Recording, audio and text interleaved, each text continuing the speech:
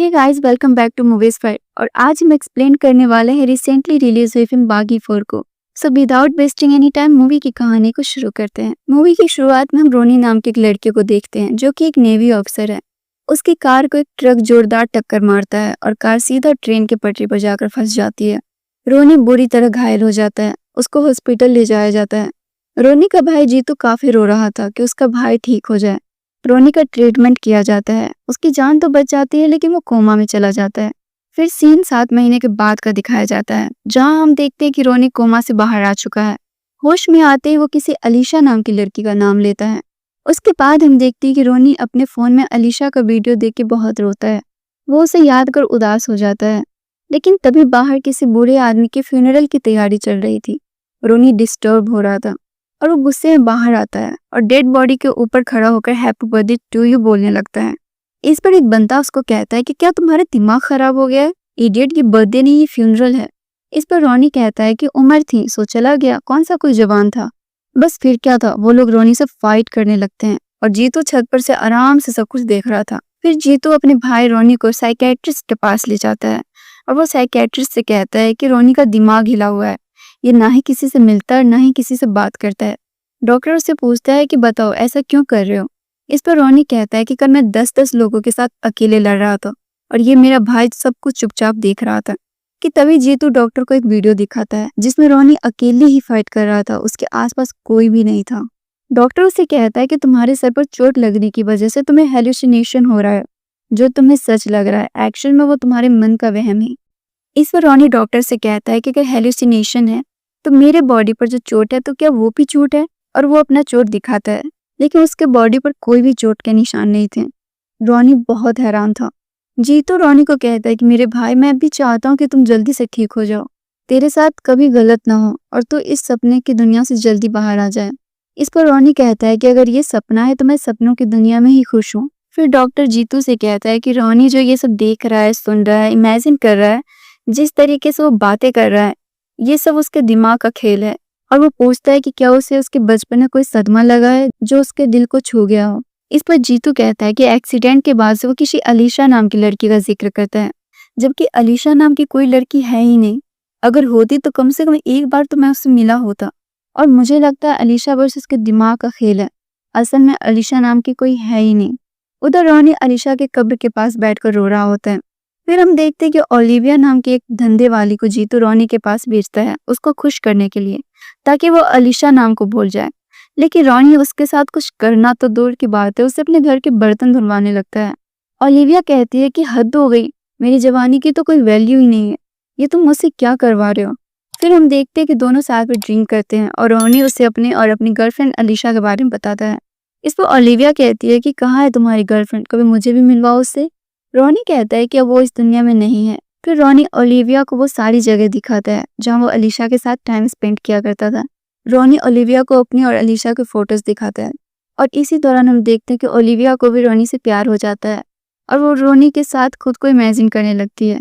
और फिर जब रोनी शाम को अपने घर लौटता है तो देखता है कि उसके साथ में अलीशा का फोटो गायब है और उसके जगह पर उसके साथ जीतू का फोटो है और साथ ही उसके फोन में से अलीशा की सारी वीडियोस गायब है। अब तो रोनी पागल के जैसे करने लगता है और वो गुस्से में जीतू को ढूंढने लगता है क्योंकि उसे लगता है कि ये सब जीतू ने ही किया है।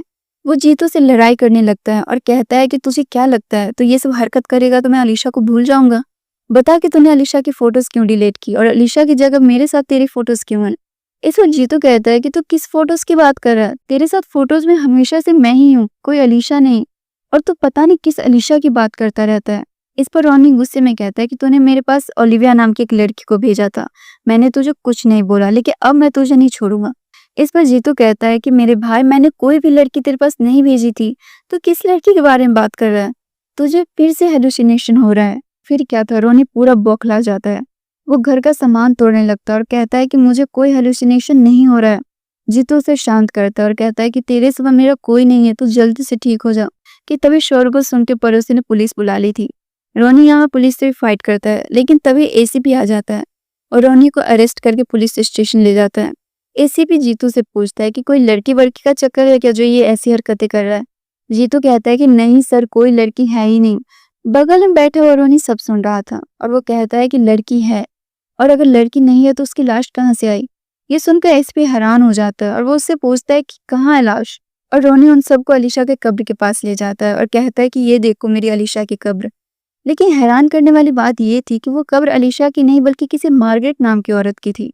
रोनी हैरान हो जाता है और वो कहता है कि ये कैसे हो सकता है, मैं हमेशा यहाँ आया करता हूँ, ये मेरी अलीशा की ही कब्र है, मेरा यकीन करो। और रोनी जीतू को ब्लेम करने लगता है कि जरूर ये इसी का प्लान है।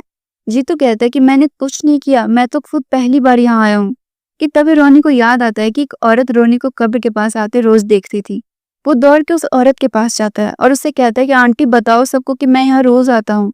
एसीपी उस औरत से पूछता है कि रोनी का कहना है कि ये कब्र उसकी गर्लफ्रेंड अलीशा की है, लेकिन यहाँ तो मार्गरेट लिखा हुआ है।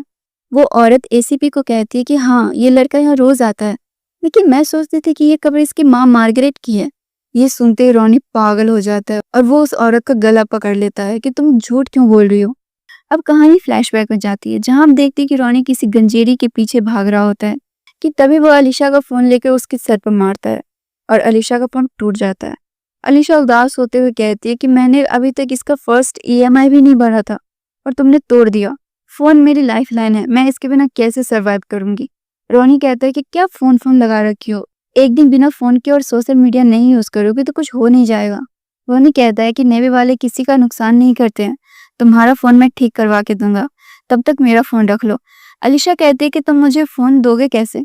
रोनी कहता है कि जो दुश्मन ढूंढ लेता है वो फोन भी ढूंढ लेगा और रोनी वहां से चला जाता है। अलीशा की बहन कैथरीन उसके फोन टूटने की वजह से उसे बहुत डांटती है। वो अपनी बहन को सारी बातें बताती है और रोनी की काफी तारीफ करती है। इधर हम देखते हैं कि जिस गंजेरी को रोनी ने मारा था वो अपने बॉस बजूका को लेकर रोनी के पास जाता है। बजूका रोनी को देखते हुए कहता है कि तूने इस मच्छर को मारने के लिए मुझे यहाँ बुलाया है। वो रोनी को कहता है कि बियर फटाफट पी ले क्योंकि मैं तेरी हड्डियां तोड़ने वाला हूँ। रोनी कहता है कि आज मैं छुट्टी पे हूँ और मेरा मूड फाइट का बिल्कुल भी नहीं है। बजूका कहता है कि मेरा मूड तो है। रोनी बाहर ले जाकर बजूका के आदमियों को बहुत मारता है। बजूका की तो हवा टाइट हो जाती है। बजूका कहता है कि मेरे भाई प्लीज मुझे मेरे आदमियों के सामने मत मारना, मेरी बेइज्जती हो जाएगी, तो मुझे तेरे घर का एड्रेस बता दे, मैं वहीं आ जाऊंगा। रोनी कहता है कि यार कुछ तो तेरा तोड़ना पड़ेगा मुझे, तू ही बता दे क्या तोड़ू मैं। बजूका कहता है कि बॉडी के सभी पार्ट्स तो काम के ही है, तो एक काम कर मेरा नाक तोड़ दे क्योंकि मैं सांस तो मुंह से भी ले लूंगा। रोनी उसके नाक पर जोरदार पंच मारता है। फिर रोनी बजूका को हॉस्पिटल लेकर जाता है और वो वहां अलीशा को फोन पर बात करते हुए देखता है जो कि एक डॉक्टर है। बजूका चिल्लाते हुए अलीशा को कहता है कि आप पेशेंट को देखते भी हो या सिर्फ फोन ही अटेंड करते हो। अलीशा उसे समझाती है कि आपके जैसे और भी पेशेंट है जिसे मेरी जरूरत है, अगर फोन अटेंड नहीं करूंगी तो मैं उनके पास समय से नहीं पहुंच पाऊंगी, इसलिए तो ये फोन मेरी लाइफ लाइन है। ये सुनकर रोनी को याद आता है कि अलीशा उस दिन फोन को लाइफ लाइन क्यों कह रही थी और क्यों वो फोन के टूटने पर इतनी उदास थी। उसे काफी बुरा लगता है, इसलिए वह अलीशा को उस दिन के लिए माफी मांगता है। कि तभी अलीशा और रोनी के गर्दन पर चोट देखती है, वो उसका ट्रीटमेंट करती है और उसे एडमिट कर देती है। रोनी कंपाउंडर से पूछता है कि अलीशा मैम कब आएंगी, तो वो कहता है कि जब कोई इमरजेंसी होंगी तब आएंगी। रोनी तुरंत अपने गर्दन पर से पट्टी हटा देता है ताकि अलीशा आए। अलीशा आती है, वो समझ जाती है कि इसने जानबूझकर ये सब किया है और वो रोनी से कहती है कि लगता है तुम्हें खून बहाने का बड़ा ही शौक है, किसी को डोनेट कर दो, एटलीस्ट किसी का काम तो आएंगे। सच में तुम्हारा दिमाग हिला हुआ है। इस पर रोनी कहता है कि दिमाग नहीं दिल। अलीशा मुस्कुराते हुए वहां से चली जाती है। रोनी अलीशा को फोन करता है और कहता है कि तुम्हारा फोन ठीक हो गया है और कल तुम्हें तुम्हारा फोन मिल जाएगा। और वो दोनों चर्च के पास मिलते हैं। रोनी अलीशा को फोन वापस कर देता है और अलीशा भी उसका फोन उसे दे देती है।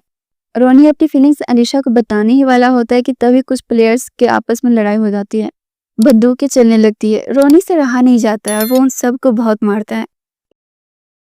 इसी बीच एक बदमाश लड़का रोनी के ऊपर गोली तान देता है। अलीशा गोली अपने ऊपर रख लेती है। रोनी को बहुत गुस्सा आता है, वो उस बदमाश लड़के को बहुत मारता है।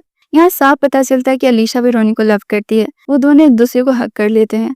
अब सीन प्रेजेंट में आ जाता है जहाँ एसीपी रोनी को कहता है कि क्या तूने अलीशा को मारा है। इस पर रोनी कहता है कि अलीशा की डेथ कार एक्सीडेंट में हुई थी। एसीपी कहता है कि एक्सीडेंट के बाद एम्बुलेंस आई थी तो एम्बुलेंस ड्राइवर ने तो लड़की को देखा ही होगा और वो एम्बुलेंस ड्राइवर से पूछता है कि क्या तूने इसके साथ किसी लड़की को देखा था क्या। इस पर वो कहता है कि नहीं, इसके साथ कोई लड़की नहीं थी, ये अकेला ही था। रोनी एक बार फिर यहाँ गलत साबित हो जाता है। एसीपी कहता है कि माना कि जीतू झूठ बोल सकता है, एम्बुलेंस ड्राइवर झूठ बोल सकता है, लेकिन कैमरा तो झूठ नहीं बोल सकता। इसलिए वो सीसीटीवी कैमरा चेक करता है जिसमें साफ साफ दिखाई दे रहा था कि एक्सीडेंट वाले दिन रोनी कार में अकेला ही था, उसके साथ कोई लड़की नहीं थी। अब एसीपी समझ चुका था कि वाकई रोनी को हेलुसिनेशन होता है, ये सब उसके दिमाग का खेल है। एसीपी कहता है कि तू चुपचाप अब से सच बता दे। रोनी एकदम से हैरान हो जाता है कि क्या हो रहा है, लेकिन तभी रोनी की नजर अलीशा की बहन कैथरीन पे पड़ती है। वो अपने पिता के श्राद्ध के लिए आई थी। वो दौड़ता हुआ उसके पास जाता है और कहता है, कैथरीन अच्छा हुआ तुम मिल गई, इन लोगों को अलीशा के बारे में तुम बताओ। लेकिन कैथरीन रोनी को पहचानने से साफ मना करती है। वो कहती है कि तुम कौन हो, मैं तुम्हें नहीं जानती, मैं कोई कैथरीन नहीं बल्कि मैं प्रियंका हूँ और मैं किसी अलीशा को नहीं जानती। रोनी पागल की जैसे करने लगता है। कैथरीन के बगल में जो पंडित जी थे वो एसीपी को कहते हैं कि सर ये प्रियंका है और इसे मैं बचपन से ही जानता हूँ, ये अपने पिता के श्राद्ध के लिए आई है। एसीपी रोनी को कहता है कि क्या तुम पागल हो क्या, अलीशा क्रिश्चियन है तो उसकी बहन हिंदू कैसे होगी। रोनी कहता है कि मेरा यकीन करो ये क्रिश्चियन ही है और ये अलीशा की बहन कैथरीन है। और वो गुस्से में आकर एसीपी का कॉलर पकड़ लेता है। एसीपी येड़ा आदमी था। रोनी की इस हरकत की वजह से वो फिर से उसे अरेस्ट करके पुलिस स्टेशन ले जाता है। जीतू उसे काफी रिक्वेस्ट करता है, लेकिन तभी ओलिविया पुलिस स्टेशन आ जाती है और रोनी को बिल करवा के उसे घर ले जाती है। रोनी काफी डिस्टर्ब हो जाता है, उसे फीवर हो जाता है। ओलिविया उसका काफी ध्यान रखती है। रोनी अलीशा का नाम लेने लगता है। ओलिविया बहुत रोती है क्योंकि उसे रोनी से प्यार हो गया था। ओलिविया एक हाथ में वाइन की बोतल और दूसरे हाथ में मेडिसिन की पेपर लेके उसे पूछती है कि दवा या दारू। रोनी दारू वाले हाथ पे इशारा करता है। ओलिविया मेडिसिन पेपर को मोड़ कर फेंक देती है। पेपर को जैसे वो मोड़ के फेंकती है कि तभी रोनी को अलीशा की बनाई एक ड्राइंग की याद आती है, जिसे रोनी ने मोड़ के दीवार पर लगे एक फोटो फ्रेम के पीछे फेंक दिया था। वो दौड़ता हुआ अलीशा के घर जाता है। घर पूरा सुनसान था और वहाँ पहले से बहुत सारे गुंडे मास्क में खड़े थे। जैसे ही रोनी पेंटिंग को हाथ लगाने की कोशिश करता है कि वे लोग पेंटिंग को गन से उड़ा देते हैं और रोनी को बहुत मारते हैं।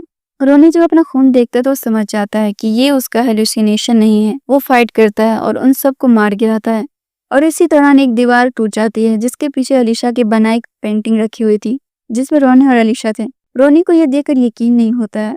उसको लगता है कि कहीं ये मेरा हेलुसिनेशन तो नहीं, इसलिए उन मास्क वाले गुंडे में से किसी जिंदा आदमी को ढूंढने लगता है ताकि वो कंफर्म कर सके। एक बंदा रोनी को मिल जाता है। रोनी उससे पूछता है कि बता इस फोटो में कौन कौन है, तो वो कहता है कि तुम और एक लड़की। ये सुनकर रोनी के दिल को तसल्ली मिलती है और वो बहुत खुश होता है और वो सब कुछ समझ जाता है कि ये किसी की चाल है। मुझे तो कभी हेलुसिनेशन हुआ ही नहीं था, अब तक जो भी हो रहा था वो सब सच था।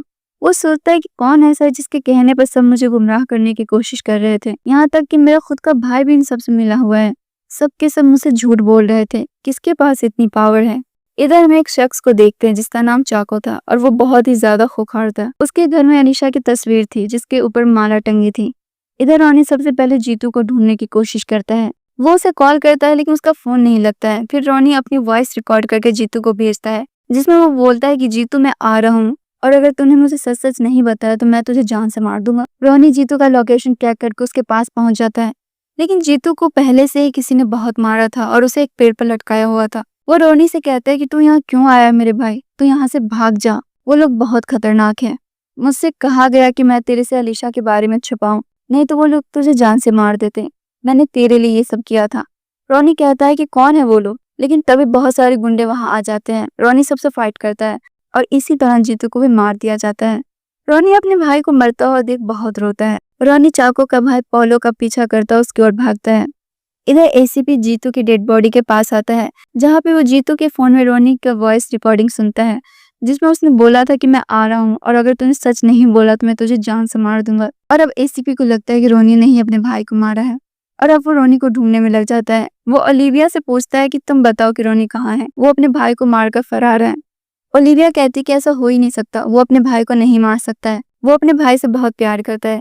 एसीपी कहता है कि अगर उसने नहीं मारा तो फिर भाग क्यों रहा है। ओलिविया कहती है कि वो भाग नहीं रहा बल्कि वो किसी को ढूंढ रहा है, उसका पीछा छोड़ दो। और वो एसीपी के सामने ही रोनी को फोन करती है और कहती है तुम्हें पुलिस ढूंढ रही है, अपना फोन और सिम कार्ड फेंक दो। रोनी ठीक वैसा ही करता है, वो अपना फोन फेंक देता है। एसीपी ओलिविया को कहते हैं तुमने जो भी हरकत की है ना, रोनी को तो अरेस्ट करूंगा ही, साथ में अब तुमको भी नहीं छोड़ूंगा। अब सीन थोड़ा फ्लैशबैक में जाता है जहां हम देखते हैं कि रोनी अलीशा को लेने उसके घर जाता है, लेकिन कैथरीन थोड़ी गुस्से में लगती है और वो रोनी को घूरने लगती है। अलीशा रोनी को कहती है कि मुझे कैथरीन दीदी के बारे में तुम्हें कुछ बताना है, लेकिन जैसे ही वो कुछ कहती उन दोनों का एक्सीडेंट हो जाता है और दोनों बुरी तरह से जख्मी हो जाते हैं। अलीशा मर जाती है। अब सीन प्रेजेंट में आता है जहाँ रोनी को साइकेट्रिस्ट की बात याद आती है जिसने उसे कहा था कि तुम्हें हेलुसिनेशन हो रहा है और वो उस डॉक्टर के पास जाता है, लेकिन डॉक्टर को किसी ने पहले ही मार दिया था। रोनी अब कैथरीन के पास जाता है। कैथरीन रोनी को देख के बहुत डर जाती है। रोनी उससे पूछता है कि तुम ये सब क्यों कर रही हो, नाम तो तुमने बदल ही लिया, साथ ही तुमने धर्म भी बदल लिया, तुम कैथरीन ही हो, बताओ किसके कहने पर तुमने ये सब किया। कैथरीन कहती है कि मुझे पोलो ने धमकाया था कि अगर मैंने तुम्हें और अलीशा को अलग नहीं किया तो वो मेरे बच्चों को मार देगा, इसलिए मुझे ये सब करना पड़ा। तभी वहाँ पोलो भी पहुंच जाता है और वो रॉनी से फाइट करता है। इसी बीच रॉनी पोलो का फोन देखता है जिसमें ओलिविया ने बहुत बार पोलो को फोन किया था, मतलब कि ओलिविया भी इन सब से मिली हुई थी। रॉनी उसके पास जाता है और उससे पूछता है कि तूने बहुत बार पोलो को फोन किया है, मतलब कि तुम भी इन लोगों के साथ मिली हुई हो। मैंने सुना था कि तुम जैसे लड़कियों को भी कुछ वसूल होते हैं। ओलिविया इमोशनल होती हुए कहती है कि हम जैसे लड़कियों के भी वसूल होते हैं, लेकिन तुम जैसे लोगों के लिए उसे तोड़ना पड़ता है। साथ ही वो कहती है कि उसे रोनी से प्यार हो गया है और फिर कुछ गुंडे वहां आ जाते हैं। ओलिविया रोनी के लिए उन सब गुंडे से लड़ती है और इसी दौरान रोनी को बचाते हुए उसे गोली लग जाती है और वो रोनी के कान में कहती है कि अलीशा जिंदा है। इतना कहकर वो मर जाती है। रोनी को ओलिविया के मरने का बहुत दुख होता है, लेकिन साथ ही वो अलीशा के बारे में जानकर हैरान भी था और खुश भी होता है। फिर रोनी कब्रिस्तान जाता है, अलीशा के कब्र को खोदने लगता है, लेकिन उसमें कोई डेड बॉडी नहीं थी। बॉडी की जगह पे पत्थर भरे हुए थे। इधर अलीशा को चाको के साथ दिखाया जाता है और वो अलीशा को किडनैप किया हुआ था। चाको अलीशा को अपनी गर्लफ्रेंड अवंतिका के बारे में बताता है, जिसकी शक्ल हूबहू अलीशा से मिलती थी। चाको कहता है कि भले ही अवंतिका की शक्ल तुमसे मिलती है, लेकिन उसके आंखों में तुम्हारे जैसा डर नहीं था, वो किसी से नहीं डरती थी। और फिर स्टोरी को फ्लैशबैक में ले जाया जाता है, जहां हम देखते हैं कि एक आदमी अवंतिका को टच करता है। अवंतिका बहुत ही गुस्सेल किस्म की लड़की थी। वो उस आदमी का हाथ काट के चाको के पास ले जाती है और चाको से कहती है कि मुझे तुम्हारे अलावा कोई नहीं छू सकता। साथ ही वो चाको को उससे शादी करने के लिए कहती है। चाको कहता है कि तुमने अपनी उम्र देखी है, मुझसे बहुत छोटी हो तुम। इस पर अवंतिका कहती है इस जिंदगी में बस प्यार मिलना जरूरी है, किस उम्र में मिले ये जरूरी नहीं। मुझे तुम्हारे साथ ऐसे जीना है कि बाद में मौत भी आ जाए तो मुझे कोई फर्क नहीं पड़ता। चाको कहता है कि मैं तुम्हें कभी मरने नहीं दूंगा। फिर दोनों की शादी की तैयारियां होती है। वो एक दूसरे से शादी करने ही वाले थे कि कुछ गुंडे शादी में आकर सब कुछ तहस नहस कर देते हैं और ये वही गुंडे थे जिसके अलीशा ने हाथ काटे थे। चाको और अवंतिका उन गुंडों से जबरदस्त फाइट करते हैं, लेकिन इसी दौरान अवंतिका को गोली लग जाती है और वो चाको के बाहों में दम तोड़ देती है। चाको अपनी अवंतिका को मरता हुआ देख बहुत रोता है और वो चर्च में गॉड के पास जाता है और रोते हुए गॉड से कहता है कि तुम क्या चाहते हो कि चाको तुम्हारे सामने झुके? तो फिर ठीक है, मैं तुम्हारे सामने झुकूंगा। मैं जिंदगी भर अकेला रहा, लेकिन जब से वो मेरे साथ थी कभी अकेलापन महसूस नहीं हुआ। वो मेरी सब कुछ थी। मुझे मेरी अवंतिका वापस कर दो, नहीं तो मैं तुम्हारी इस दुनिया को, तुम्हारे लोग सबको बर्बाद कर दूंगा। और वो वहां से जैसे ही जा रहा होता कि तभी वो अलीशा को देखता है। ये उसी दिन का सीन है जहाँ प्लेयर्स में फाइट हो रही थी और रोनी सबसे फाइट कर रहा था। जब वो खुश होते हुए बोलता है कि गॉड ने उसके अवंतिका को उसके पास कितनी जल्दी भेज दिया, लेकिन तभी वो रोनी और अलीशा को एक दूसरे को हक करते हुए देख लेता है। चाको को बहुत गुस्सा आता है क्योंकि वो अलीशा को हर हाल में पाना चाहता था। वो हमेशा अलीशा पर नजर रखता था और एक दिन उन दोनों का एक्सीडेंट करवा देता है, जहां हम देखते हैं कि अलीशा मरी नहीं थी बल्कि अलीशा को बचा लिया जाता है। और अब सीन प्रेजेंट में आता है। चाको अलीशा को शादी के लिए प्रपोज करता है। अलीशा कहती है कि मैं तुमसे शादी नहीं कर सकती क्योंकि मैं रोनी से प्यार करती हूँ और उसी से शादी करूंगी। चाको कहता है कि ऐसे बहुत आशिकों को मैंने देखा है जो सिर्फ शरीर से प्यार करते हैं, लेकिन मुझे तुम्हारे शरीर से प्यार नहीं है और रोनी तो तुम्हें कब का भूल चुका होगा। अलीशा कहती है कि रोनी मुझे कभी नहीं भूल सकता, मुझे उस पर पूरा यकीन है। चाको कहता है कि वो तुम्हें जरूर भूल जाएगा, हफ्ता या महीने के अंदर भूल जाएगा। अलीशा उससे शर्त लगाती है और कहती है कि हफ्ता क्या महीना क्या, अगर वो 1 साल में मुझे भूल जाएगा तो मैं तुमसे शादी कर लूंगी। और अब सीन प्रेजेंट में आता है, जहाँ रोनी अलीशा की डेड बॉडी को कब्रिस्तान में उसके कब्र में ढूंढ रहा था और वहाँ कोई डेड बॉडी नहीं थी।